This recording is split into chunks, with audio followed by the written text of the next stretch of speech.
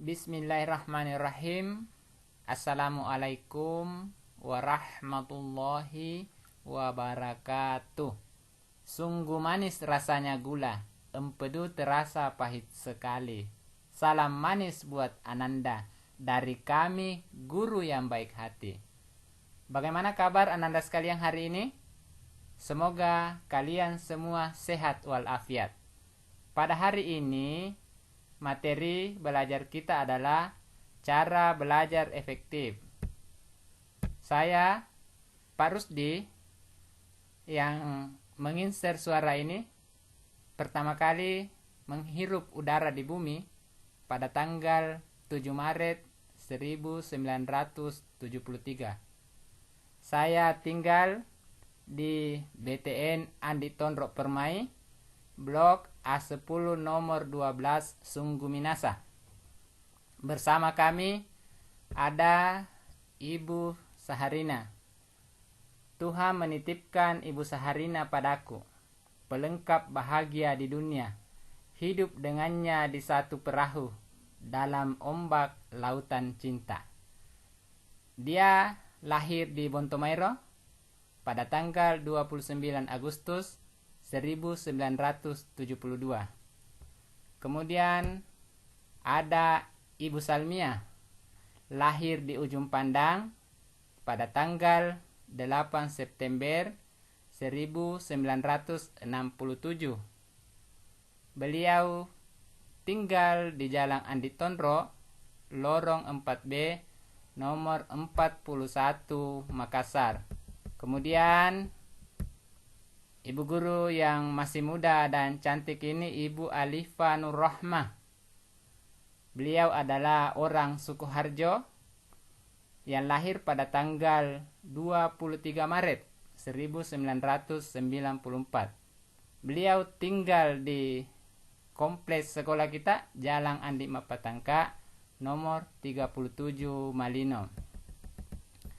Ananda sekalian, tujuan yang kalian akan dapatkan di materi cara belajar efektif ini antara lain Ananda dapat mengenali gaya belajar dirinya. Kemudian diharapkan Ananda sekalian bisa belajar lebih efektif. Kemudian diharapkan Ananda sekalian mengurangi gagal belajar.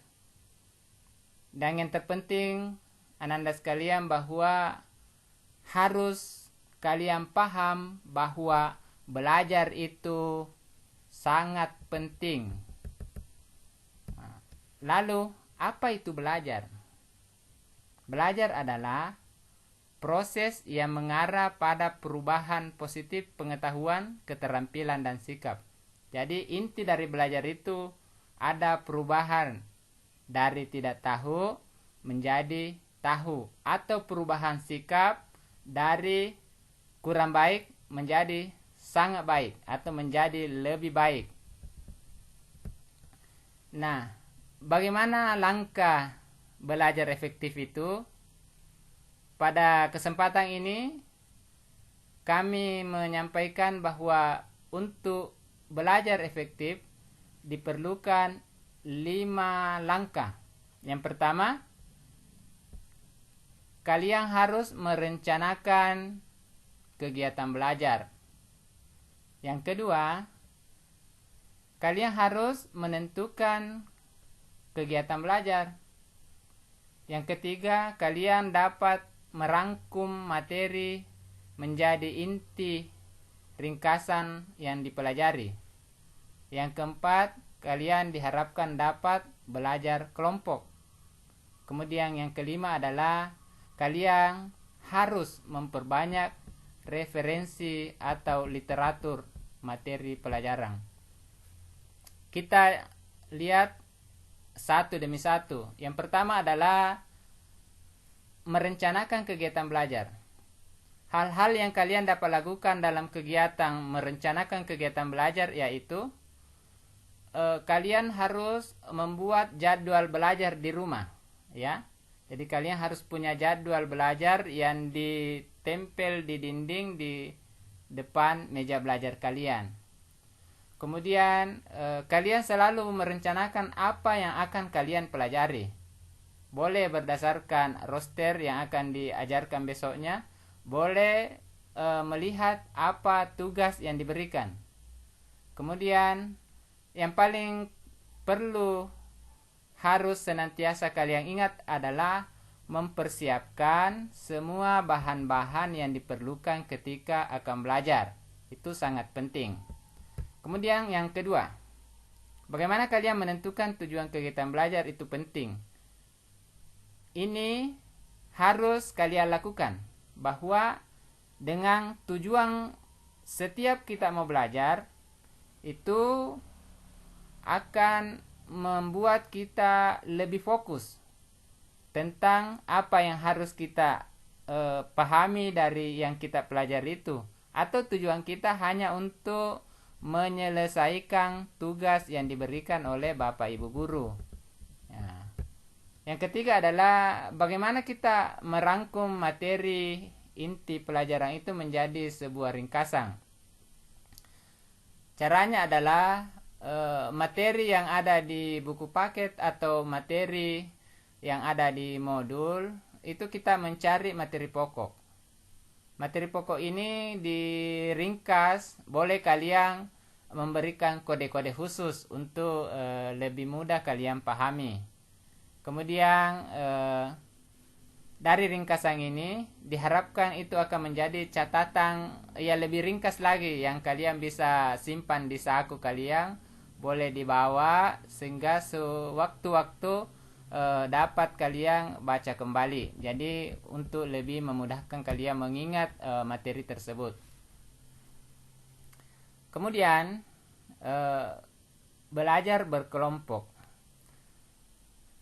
Apa yang manfaat dari belajar berkelompok? Antara lain adalah kalian bisa berdiskusi tentang materi yang sulit. Apatah lagi jika ada tugas dari Bapak Ibu guru. Kalian dengan mudah dapat bersama-sama dengan teman-teman kalian untuk menyelesaikan tugas tersebut. Manfaat yang kedua belajar berkelompok adalah kalian bisa berbagi pengetahuan dengan sesama teman. Di antara kalian ada yang lebih cepat belajar, ada yang lambat. Dengan belajar berkelompok diharapkan kalian dapat saling membantu dalam kesulitan belajar. Kemudian dengan belajar berkelompok kalian diharapkan dapat menyelesaikan tugas dengan tepat waktu, sehingga boleh dikatakan bahwa dengan belajar berkelompok itu lebih menyenangkan, dan pastinya dengan belajar berkelompok tidak membuat cepat bosan atau tidak membuat kalian bosan. Untuk itu sering-seringlah berkomunikasi dengan teman-teman kelas kalian, terutama yang berdekatan, untuk menyelesaikan tugas yang diberikan oleh Bapak dan Ibu guru. Kemudian langkah kalian yang kelima adalah bagaimana kalian memperbanyak referensi, ya, atau literatur. Banyak cara yang bisa kalian lakukan. Boleh meminjam di perpustakaan sekolah, kalian boleh meminjam di kakak kelas, kalian boleh berinternet, boleh menanya sama Om Google dan Tante Yahoo, ya, untuk memperbanyak literatur. Yang terpenting bahwa kalian selalu punya semangat belajar untuk senantiasa menambah pengetahuan. Sehingga dari 5 langkah tersebut kami merangkum tips bagaimana belajar yang efektif itu. Antara lain, kalian boleh belajar sambil mendengarkan musik yang ringan. Kemudian jangan membiasakan bahwa mempelajari terlalu banyak hal ketika sudah hendak ujian.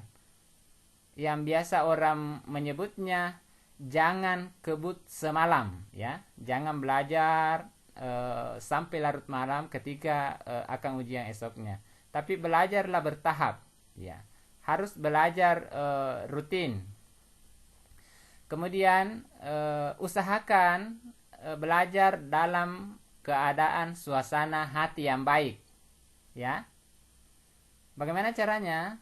Sedapat mungkin ruang belajar kalian ditata dengan nyaman, menggunakan penerang kamar atau lampu pencahayaan yang tidak silau dengan mata. Jadi diatur cahaya ruang belajarnya. Mejanya ditata dengan rapi, memakai taplak meja yang paling disuka warnanya, ya. Kemudian jangan lupa bahwa kalian itu harus beristirahat. Jadi tidak harus belajar terus-menerus, tetapi kalian harus punya istirahat. Namun yang sangat penting adalah jangan sekali-sekali melalaikan tugas yang diberikan. Atau dengan kata lain, rajinlah mengerjakan tugas yang diberikan oleh Bapak dan Ibu guru. Untuk itu saya ingin mengatakan kepada Ananda sekalian bahwa tidak ada yang pintar bila tidak belajar. Tidak ada orang sukses yang tidak berusaha. Jangan lupa berdoa sebelum belajar. Baik Ananda sekalian, saya ingin mengakhiri perjumpaan kita dengan menyampaikan beberapa bait pantun. Antara lain, jahit pakaian dari kain untuk dipakai ketika lebaran. Jadilah kalian anak yang rajin, banyak ilmu, banyak teman. Teropong senapang untuk membidik, tekan pelatuk dengan jari. Spensat menjadi tempat terbaik menuntut ilmu, mewujudkan mimpi. Ada air di daun talas, tidaklah basah ketika hujan. Jangan jadi anak pemalas, nanti susah dapat pelajaran. Sebagai penutup, saya ingin berkata kepada anak-anakku semuanya, dapatkan pensil yang bisa menceritakan kisah bahagia. Jadilah penghapus yang bisa menghilangkan kisah sedih. Demikian, Assalamualaikum warahmatullahi wabarakatuh. Sampai jumpa di lain waktu dan kesempatan.